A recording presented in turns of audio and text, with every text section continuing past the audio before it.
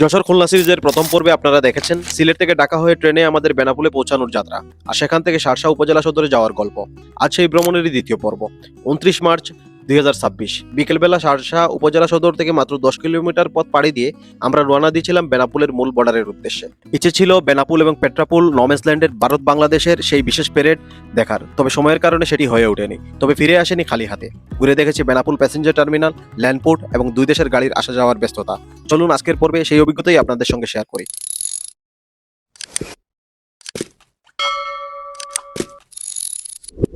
আনাপ কোথায় যাচ্ছ? আমি ঘুরতে যাচ্ছি। তুমি ঘুরতে যাচ্ছ? সব সাবস্ক্রাইবারদেরকে বলে দাও সাবস্ক্রাইব দিতে আমাদেরকে। সাবস্ক্রাইব বলো।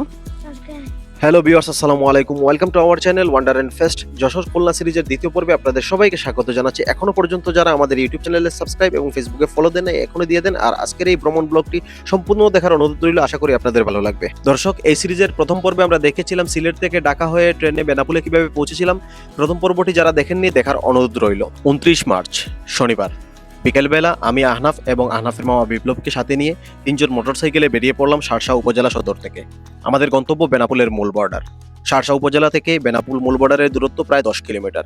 খুব বেশি দূরত্ব না হলেও এই পোর্টটুকুতে রয়েছে সীমান্ত এলাকার নিজস্ব ব্যস্ততা, মানুষের চলাচল, নানা ধরনের যানবাহনের আনাগোনা। দর্শক, পড়ন্ত বিকেলে আমরা এগিয়ে চললাম বেনাপোল বর্ডারের দিকে। ইতিমধ্যেই আমরা পৌঁছে গিয়েছি বেনাপোল পৌরসভার ভিতরে। চোখে পড়ল পৌর বাস স্ট্যান্ড এবং পৌর গেট। এরপরই সেই সময় চলছিল বাংলাদেশে তেলের তীব্র সংকট। মানুষ লাইনে ধরে দীর্ঘ লাইনে বাইকের তেল নিচ্ছিলেন, যেটার ভুক্তভোগী আমরাও এই সিরিজে হয়েছিলাম। আমরা বাইকে পর্যাপ্ত তেল না থাকার কারণে অনেক জায়গায় আমরা ট্রাভেল করতে পারিনি। সেই গল্প না হয় আপনাদের সাথে আরেকদিন করব। বেনাপোল স্থলবন্দরের পৌরসভাটি অত্যন্ত কর্মব্যস্ত, আর ব্যস্ত হওয়ারই কথা। এটি বাংলাদেশের সর্ববৃহৎ স্থলবন্দর। বাংলাদেশের স্থলভাগ দিয়ে যে সকল আমদানি রপ্তানি হয় তার মোট 90 ভাগই এই বেনাপোল স্থলবন্দর দিয়ে হয়। প্রিয় দর্শক, আপনাদেরকে একটি অনুরোধ, আজকের এই ভ্রমণ ব্লগটি যদি আপনাদের বিন্দুমাত্র ভালো লেগে থাকে তাহলে একটি লাইক এবং কমেন্ট দিয়ে ভিডিওর এঙ্গেজমেন্ট বাড়াতে সহযোগিতা করবেন। প্রিয় ভিউয়ার্স, শার্শা উপজেলা সদর থেকে 10 মিনিট বাইক রাইড করার পর আমরা পৌঁছে গেলাম বেনাপোল স্থলবন্দরে, কারণ এই সাইডের রাস্তা খুবই ভালো, যা আপনারা ভিডিওতে দেখেছেন। আজকে বেনাপোল বর্ডারে আসার মূল উদ্দেশ্য ছিল ভারত ও বাংলাদেশের সীমান্তরক্ষীদের সেই বিশেষ প্যারেড দেখানোর জন্য। কিন্তু ভ্রমণে সব পরিকল্পনা যে সব সময় সময়ের সঙ্গে মিলে যাবে এমনটা তো নয়। আমরা কিছুটা দেরি করে ফেলেছিলাম, ফলে সেই সময়ের প্যারেড আমরা কভার করতে পারিনি। কিন্তু হতাশ হওয়ার কিছু নেই, আমরা আরেকদিন সেটি কভার করেছিলাম এবং এই সিরিজের আরেকটি পর্বে সেটা আপনাদেরকে দেখাবো। তবে এখানে আগে সপ্তাহে শনিবার এবং মঙ্গলবার বিকেল 5টায় এই প্যারেড অনুষ্ঠিত হতো, কিন্তু এখন টাইম নির্দিষ্ট নয়। 3টা 30 থেকে 5টার মধ্যে যে কোনো সময় এই প্যারেডটি অনুষ্ঠিত হয়। আমরা যেদিন গিয়েছিলাম সেদিন 3টা 30-এই প্যারেড শেষ হয়ে গিয়েছিল। হ্যালো প্রিয় দর্শক, আমরা এখন দাঁড়িয়ে আছি বাংলাদেশের একমাত্র সর্ববৃহৎ স্থলবন্দর বেনাপোল স্থলবন্দরে। আর আজকে হচ্ছে এখানে আমরা আসলাম। এখানে নমেসল্যান্ডে প্যারেড হয়, তো আজকে দেখাতে পারিনি কারণ এটা নির্দিষ্ট শনিবার এবং মঙ্গলবারে হয়। একদম বর্ডার লাইনটা দেখানো যেত, আমরা দেখানোর চেষ্টা করবো এই ব্লগেই অন্য একদিন এখানে এসে। আর এখন আমরা দাঁড়িয়ে আছি বেনাপুরের প্যাসেঞ্জার টার্মিনালে। আমার পিছনে যে টার্মিনালটি দেখতে পাচ্ছেন ইমিগ্রেশন, এই ইমিগ্রেশন দিয়ে আসলে বাংলাদেশ থেকে মানুষ ভারতে যাচ্ছে এবং ভারত থেকে বাংলাদেশে এখানে ইমিগ্রেশন কমপ্লিট করে আসে। এবং ঢাকা থেকে যারা আপনারা আসেন বা দেশের বিভিন্ন প্রান্ত থেকে এই পেট্রাপোল বেনাপোল স্থলবন্দর দিয়ে ভারতে প্রবেশ করেন, তারা আসলে এখানে ইমিগ্রেশন কমপ্লিট করতে হয়।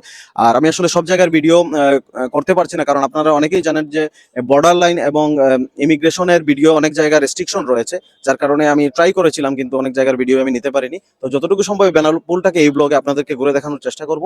আর আপনারা সকলেই জানেন যে এই বেনাপোলে হচ্ছে বাংলাদেশের একমাত্র স্থলবন্দর, যেটার মাধ্যমে বাংলাদেশের যত এক্সপোর্ট ইম্পোর্ট হয় এর মধ্যে থেকে স্থলভাগ দিয়ে যত এক্সপোর্ট ইম্পোর্ট হয় এর মধ্যে 90% এক্সপোর্ট ইম্পোর্ট এই বেনাপোল স্থলবন্দর দিয়ে সম্পন্ন হয়।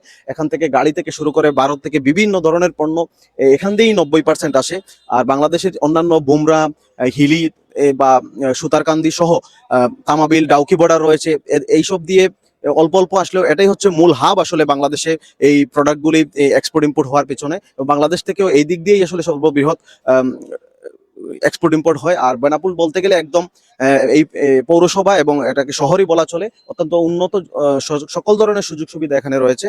আর এই জায়গাটা আসলে ব্যবসায়ের জন্য একদম উপযুক্ত একটি জায়গা। তো এই পর্যন্ত আপনারা সাথেই থাকুন, ব্লগটি শেষ পর্যন্ত দেখবেন। আশা করি বেনাপোল সম্পর্কে এবং এখানে ইমিগ্রেশন, বর্ডার লাইন থেকে শুরু করে যতটুকু দেখানো সম্ভব আপনাদেরকে দেখাবো।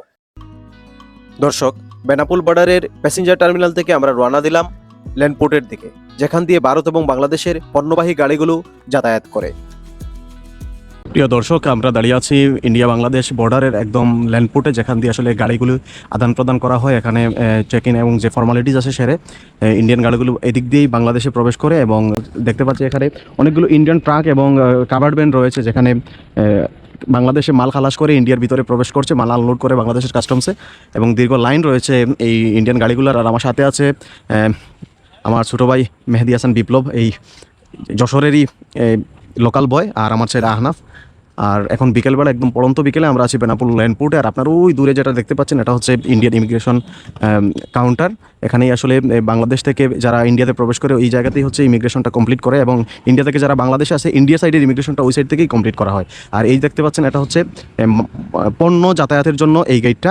এই যে একটি গাড়ি এই মুহূর্তে ইন্ডিয়া থেকে প্রবেশ করছে এবং আরেকটি গাড়ি গিয়ে আগাবে। আর অত্যন্ত নিরিবিলি এই কাস্টমস ল্যান্ডপোর্টটা আগে এই বেনাপুলের অন্য পাশে ছিল, এখন এখানে নতুন করে ল্যান্ডপোর্ট অনেক বিশাল জায়গা নিয়ে তৈরি করা হয়েছে। আর এখানে রয়েছে ওজনের জন্য অ্যাক্সেলেটর, আসলে গাড়ির মালামালের ওজন সহ ওজন করার জন্য এখানে রয়েছে স্বয়ংক্রিয় ওজনের জন্য মেশিন। আর এটা হচ্ছে একদম ল্যান্ডপোর্টে আমরা আসলাম। আর ওই পাশটা হচ্ছে বাংলাদেশের ইমিগ্রেশন, এই যে মসজিদের এই পাশে, আর এটা হচ্ছে ইন্ডিয়ার ইমিগ্রেশন। প্রিয় দর্শক, আমরা এই বেনাপুল ল্যান্ডপোর্টে একজন ইন্ডিয়ান কাভার্ড ভ্যানের ড্রাইভার ভাইয়ের সাথে কথা বলবো। উনি কতদিন আগে এসেছেন এবং কি পণ্য নিয়ে এসেছিলেন এবং ইন্ডিয়ার কোথা থেকে এসেছেন একটু জানতে চাইবো। দাদা, আপনার নাম কি? আমার নাম কৃষ্ণ দত্ত। ইন্ডিয়া কোথায় বাড়ি আপনার? বনগাঁতে। বনগাঁতে, তাহলে কাছেই। আপনি কি পণ্য নিয়ে এসেছিলেন? আমি কাপড় নিয়ে এসেছিলাম। কাপড় আপনি কত গার্মেন্টস আইটেম, আপনি কতদিন পরে মাল খালাস করে যাচ্ছেন ওই পারে? আমি 11 দিন পর। এত লেট হওয়ার কারণ কি? কারণ কি, একটু কাগজপত্রের ঝামেলা ছিল, আর হচ্ছে কি গোডাউনে জায়গা ছিল না। আচ্ছা, এর জন্য। তো আপনি এই পারেই থাকলেন এই 13 দিন? না, আমরা রোজ বাড়ি চলে যাই, বাড়ি থেকে আসি। আজকে শুধু গাড়িটা নিয়ে গেলেন? আজকাল গাড়ি খালি করে আজকেই নিয়ে চলে যাচ্ছি। আপনাদের হচ্ছে কি পাসপোর্ট লাগে? আপনারা এই পাশে যে আসেন কার পাস আছে? কার পাস আছে? এটা শো করেই আপনারা ওই পারে থেকে এই পারে আসেন? ওটাই দেবে, আবার ওটাই নিয়ে নেবে। আচ্ছা, এই পাশে তো ওই পাশে এক কপি নেবে, আবার ইন্ডিয়ার পাশে এক কপি নিয়ে নেবে। আমাদের 2 কপি দেয়, 3 কপি থাকে।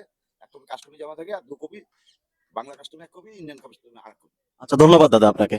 আমার ছেলে আহনাফ বেনাপুল বর্ডারে এসে ইন্ডিয়ান ট্রাকগুলো দেখে মহা খুশি এবং সে রীতিমতো নাচতেছিল এই খুশিতে। প্রিয় দর্শক, সময় হয়েছে বিদায় নেয়ার। আজকের মতো এই পর্যন্তই। এই সিরিজের অন্যান্য পর্বগুলি দেখার আমন্ত্রণ জানিয়ে এখানেই শেষ করছি।